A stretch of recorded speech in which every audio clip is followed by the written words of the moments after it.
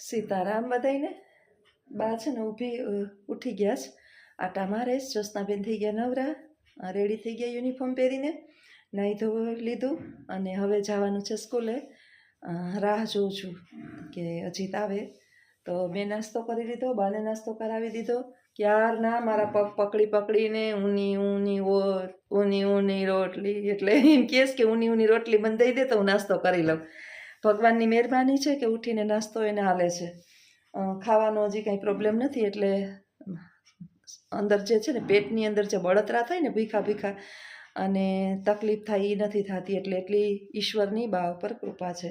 જીવનના છેલ્લા શ્વાસ સુધી માણસ ખાઈ શકતું હોય ને એ બહુ સારું કહેવાય. ભીખું ભીખું એમને ગુમસુમ પડ્યું રહીએ, આપણે એક દિવસ કાંઈ વ્રતરિયા હોય ને ભીખા રહીએ કેવી પેટમાં બળતરા થાય. એટલે આ એક ભગવાનની આપણે જાણતા અજાણતા એ કૃપા કહેવાય, આપણને ખબર નથી હોતી પણ આ એક કૃપા છે. તો રાહ જોઈને બેઠી છું. ગલુડિયા બલુડિયાને ચાપલી તો ખાતી નથી અત્યારમાં. ચાપલીને તો ખબર નહીં હું હોય વાંધો, ઓલા ગલુડિયાઓને ખવડાવી લીધું છે ક્યારના. ઝારીયુંમાં હમણાં તો શીખાત ને બે ઝારીયુંમાં ચડીને મોઢા પછાડે, ટાટિયા અડાડે. ગાયું કૂતરા અને તમે હેવા કરો ને એટલે એ માણસની જેમ તમારા દરવાજા ખખડાવે, અને આપણે એમ થાય કોઈક માણસ આવ્યું, પણ મારી ઘરે કોઈ આવતું જ નથી. હમણાં વળી બાની ખબર કાઢવા કોઈક આવે, નહીંતર ઓછા આવે, કારણ કે હું હોય નહીં અને આવે એને પાસે ટાઈમ જોઈએ, આપણી પાસે બિલકુલ ટાઈમ હોય નહીં. એટલે કોની પાસે આવીને બેહે એટલે મોટો પ્રશ્ન. હમણાં બાની ખબર કાઢવા વળી બપોરે કોઈકને કોઈક આવતા હોય, નહીંતર તો કોઈ આવે નહીં. તો સ્કૂલે જવાનો ટાઈમ થઈ ગયો છે, બસ અજીત આવે એટલી રાહ જોઈને બેઠી છું. સ્કૂલે હમણાં જે છે ને સ્ટાન્ડર્ડ અમે ચેન્જ કરી નાખ્યા છે. 9મા વાળાને અત્યારે બધી સ્કૂલોની અંદર ને આમને તેમને લગભગ બધા રિઝલ્ટ 10મા ધોરણનું સારું આવે અને રિવિઝન બહુ આગળ વધી ગયું હોય, એટલે 10મા ધોરણનું સ્ટાર્ટ ને 11મા વાળાને 12મા ધોરણનું સ્ટાર્ટ ને 11માનું ચાલુ ને, એટલે આવું બધું સ્કૂલે ચાલુ છે. હવે આવશે હમણાં 7 તારીખે પ્રથમ વાર્ષિક પરીક્ષા જે છે એ 7 તારીખે. જેને વેકેશન વિશે જાણવું હોય કે મારા છોકરાઓનું વેકેશન ક્યારે પડશે ને પરીક્ષા ક્યારે છે ને, તો 7 તારીખથી પરીક્ષા સ્ટાર્ટ થાય છે. જ્ઞાન સાધનાની જે સ્કોલરશીપની 8મા ધોરણની પરીક્ષા હતી 9મામાં જાય એના માટે થઈને, એ પરીક્ષા આજે હતી શનિવારે મીન્સ, પરંતુ આ પરીક્ષા જે છે એની તારીખ ચેન્જ થઈ છે. 12/4 હવે આ પરીક્ષા રહેશે અને ત્યારે એ પરીક્ષા લેવાશે. નહીંતર તો આજે વિદ્યાર્થીઓને આ પરીક્ષા હતી, પણ હવે આજે આ પરીક્ષા નથી. એ 12/4 પરીક્ષાની તારીખ નક્કી થઈ છે.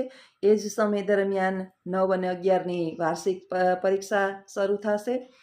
3 તારીખ જે છે 3 મે, આમ તો 20 તારીખે બધી પરીક્ષાઓ પૂર્ણ થઈ જાય, પછી રિઝલ્ટ ને પરિણામ ને આવું બધું જે છે પેપર ચેકિંગ ને બધું બનાવવાનું 9 ને 11નું એ વિધિ ચાલશે. અને 3 મે શનિવારે વિદ્યાર્થીઓને છેલ્લો દિવસ, અને અમારે લગભગ વેકેશન પ્રાઇવેટ સ્કૂલોની અંદર કંઈ નક્કી ન હોય કેટલું વેકેશન પડે, પણ થોડું ઘણું આપે 10-15 દિવસનું, પછી અમારે તો જવાનું હોય.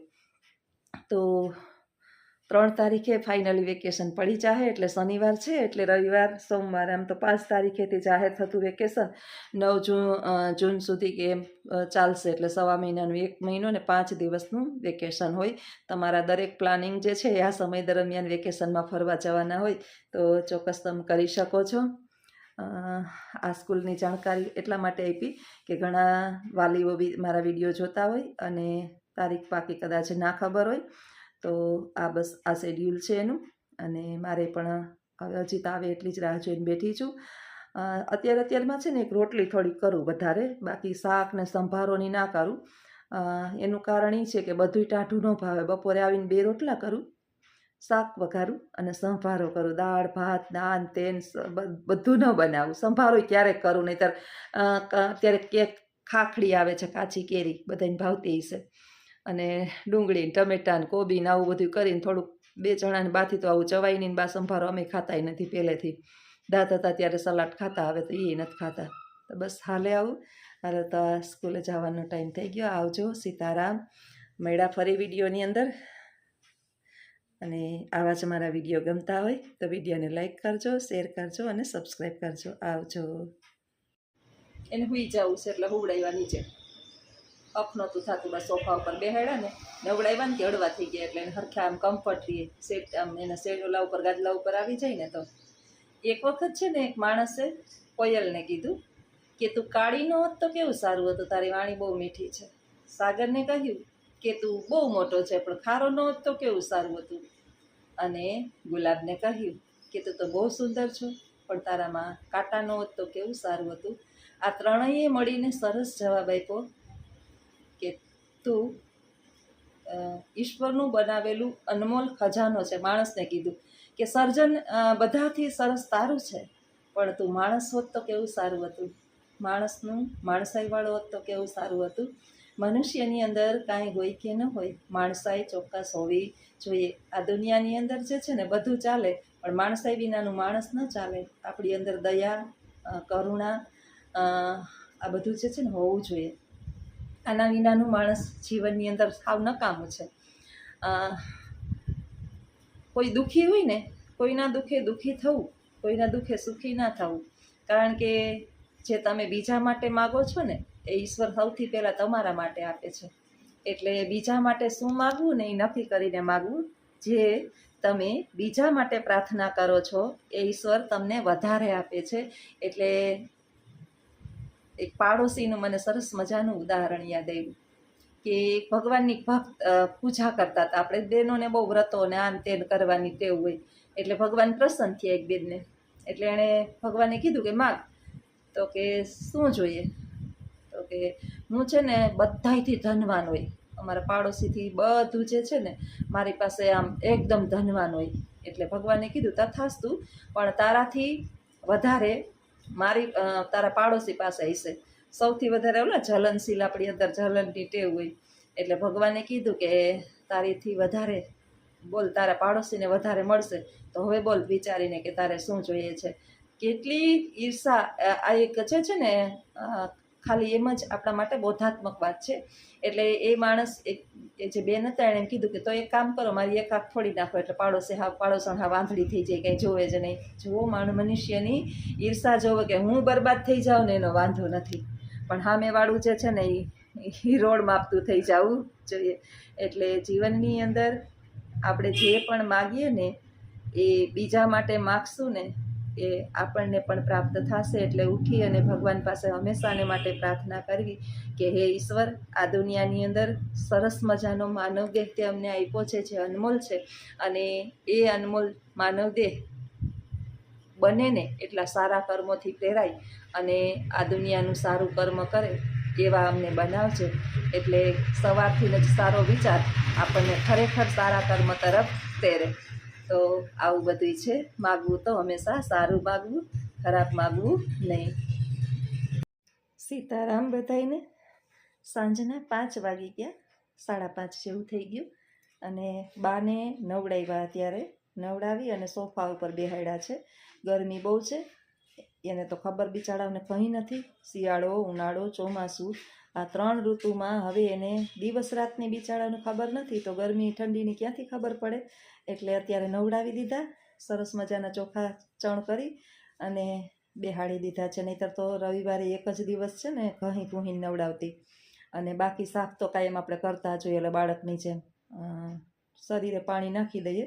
પણ આજ પાછું માથું ધોઈ દીધું અત્યારે, અને રવિવારે ધોયું તો આજ પાછો મંગળવાર છે. આજે એને છે ને માથું આખા મીઠું હુઈને 4 પગે ઘડિયું પાછા હાડિયું કાઢવા માંડ્યા છે. એટલે માથું આખું ધૂળ ભરી મૂક્યું. તો મીઠા આરોટી નાના બાળકની જેમ બા આરોટે નીચે. બોલો, હું સ્કૂલે ગઈ હોય અને હજી થોડીક વાર ઘરે હોય, એનું ધ્યાન ચૂક થઈ જાય એટલે બા ન કરવાના કરી નાખે. જો સોફે બેહાડ્યા ને એને અત્યારે એકદમ શાંતિ થઈ ગઈ છે. એટલે આ સોફે બેઠા બેઠા નીંદર કરશે. નીંદર આવે? નીંદર આવે? હે પ્રભુભાઈ? ઘરડા મા બાપ હોય ને એટલે એની પાસે સમય કાઢવો. કારણ કે યુવા અવસ્થામાં આપને જેમ કોઈની જરૂર નથી પડતી ને, આપણે આપણા કામની અંદર, કાજની અંદર ટાઈમ નથી મળતો, અને વૃદ્ધાઓને ટાઈમ જાતો નથી. યુવાનોને ટાઈમ મળતો નથી અને વૃદ્ધોને ટાઈમ જાતો નથી. જ્યારે પણ સમય મળે ત્યારે મા બાપ પાસે બેસી કલાક, અડધી કલાક જેટલો પણ સમય મળે, કારણ કે આ સમય પાછો નહીં આવે. અને જ્યારે આ છબી વહી જાહે ને, એ જો એને આમ હરખા બેસી જાઓ, આમ હરખા ઊંચા ઊંચા થઈ જાઓ.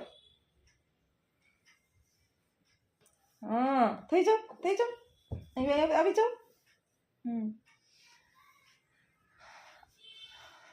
એક વખત માની છે મા બાપની છત્રછાયા જેણે ગુમાવી ને એ પછી આપણે તસવીરમાં દેખાશે, હોકારો નહીં આપે. અત્યારે ભલે સાંભળતા નથી પણ આપણે કહીએ એનું હા ને નામાં જવાબ તો આપે જ છે. એટલે જીવતા જ કિંમત કરી લેવી, મર્યા પછી ફૂટી ફૂટીને રોવાનો કોઈ જ મતલબ નથી. ઘણા મને કહેતા હોય, કાલે જ મારી બેનનો ફોન આવ્યો હતો કે બેન આપણે રજા છે તો વાં જઈએ ને 3 દિવસનો પ્રોગ્રામ કરીએ. ને મેં કીધું હવે મેં નક્કી કરી લીધું છે કે પૂરો સમય બાને આપવો છે. હવે ક્યાંય જવું નથી, ક્યાંય એટલે ક્યાંય નથી જવું, બસ ઘરની અંદર રહેવું. થાય એટલી મારાથી સેવા કરવી, કારણ કે જિંદગીના છેલ્લા સ્ટેજ ઉપર છે ને મને અફસોસ ન થવો જોઈએ કે જો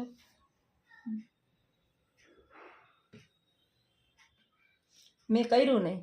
છેલ્લે આપણે ક્યારેક છે ને મનુષ્યને કોઈ બીવડાવતું નથી, ખબર છે?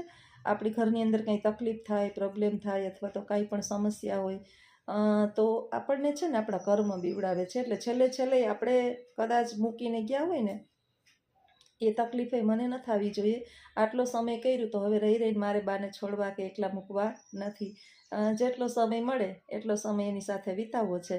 બપોર લગી તો મારે પરાણે જવું જ પડે નોકરીએ, બપોર લગી સવારમાં 5 કલાક તો મારે ત્યાં આપવી જ પડે, પણ બપોર પછીનો સમય છે ને મારે બાને આપવો છે. એટલે જ્યાં સુધી બા જાગતા હોય 10 વાગ્યા સુધી, 11 વાગ્યા સુધી, 12 વાગ્યા સુધી, ત્યાં સુધી હું એની પાસે બેહું, વાતું કરું. વાતું તો બિચારા કંઈ સમજતાય નથી. પછી ઈ કરે કે ના કરે, હું તાળી પાડું, કીર્તન બોલું, શ્લોક બોલું સંસ્કૃતના ને મહામૃત્યુજય મંત્ર ને ગાયત્રી શ્લોક મંત્ર ને આ બધા મંત્ર ભગવાન કૃષ્ણના બધા અધ્યાય છે એનો મહાત્મ્ય ને એકલી બોલતી હોય. કાન પાસે તો જઈને ધ્વનિ જે છે ને આસપાસ ફરતા જ હોય. આપણા ઘરની અંદર હકારાત્મક ઉર્જા ફેલાય. તમે ભગવાનનું ઉચ્ચારણ કરો ને એટલે હકારાત્મક ઉર્જા તો ફેલાય જ, એટલે નેગેટિવ નકારાત્મક ઉર્જા છે એ ચાલી જાય.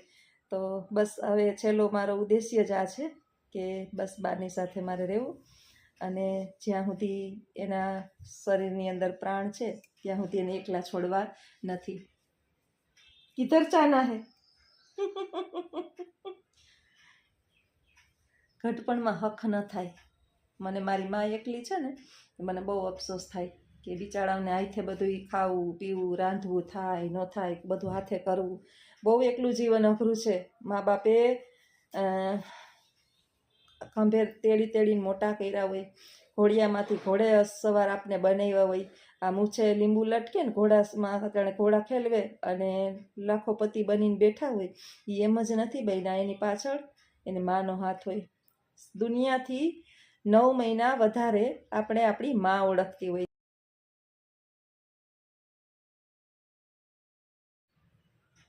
હોઈ ગયા, હુતા નીંદર કરે છે. જો વળી પાછા બેસે વળી જાગશે. કે મારી ગંગા તું, મારી જમના તું, મારા 68 તીરથ તું હી તું. સરસ મજાનું એક ભજન છે. આપણા ગંગા સતી, પાનબાઈ, આવા આપણા ગુજરાતી જે સાહિત્યકારો છે ને એણે સરસ મજાના ભજનો લખ્યા છે. એમાં એક મારું લખેલું ભજન છે. હું કોઈ ગંગા સતી પાનબાઈ તો નથી. કે મારી ગંગા તું, મારી જમના તું, મારા 68 તીરથ તું હી તું. ક્યારેક ખાલી ભજન ગાવાની જ ઈચ્છા થાય ને ત્યારે આખું ભજન ગાઈશ.